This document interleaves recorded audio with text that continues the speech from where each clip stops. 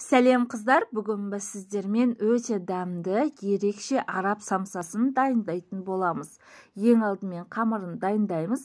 Ол үшін бізге тоңазытқыштан шыққан 200 грамм сары май қажет болады. Осылай ұсақтап турап алсаңыздар, не болмаса үкіштің көмегімен майдалап алсаңыздар болады. 600 грамм ұнымыздың жартысын салып, қолымызбен үгітілмелі қамыр дайындайтын боламыз. Ортасын ашып, үстінен 2 дана жұмыртқамыздың сарысын саламыз. Неге жұмыртқаның бүтіндей салмаймыз? Бізде қамырымыз песочный болып, әдемі болып, рассыпчатый болып шығу үшін. 200 грамм қаймақ, менде 20%, оны қаласаңыздар айранмен, майонезбен ауыстырып дайындасаңыздар да болады. Үстіне қамыр қопсытқышымызды саламыз.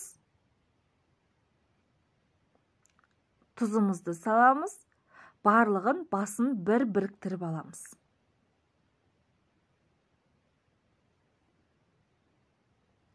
Мінекей осылай қолымызға жабысатын масса болады. Қалған ұнымызды салып, қамырымызды жұмсақ етіп илеп аламыз.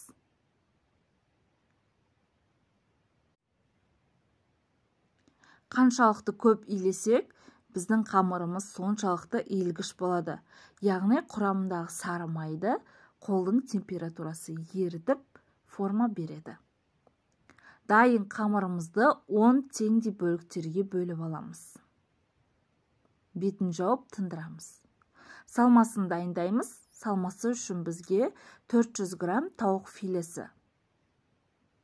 Майдалап туралғаны, 2 дана пияз, 1 дана сәбіз, 1 дана картоп. Өздеріңіздің қалауларыңыз бойынша дәмдеуіштер, менде кориандр, кепкен базилик, майонез және де тұз. Салмасын өздеріңіздің қалауларыңыз бойынша дайындайсыздар. Дайын қамырымызды осылай жұқалап жаямыз. Қамырымыз өте жұқа болу керек. Осылай сары майымызды жағып, жоғарғы жағын осылай жинап шығамыз. Фарштың үстінен осылай ораймыз, және де видеода көрсетілгендей етіп жасайсыздар. Және де барлығын астына осылай жинап аласыздар. Алдын ала қыздырылған 180-190 градустық пеште қызарып дайын болғанша пісіріп аламыз. Үстіне жұмыртқаның сарысын және де қара тимин сеуіп шықтым.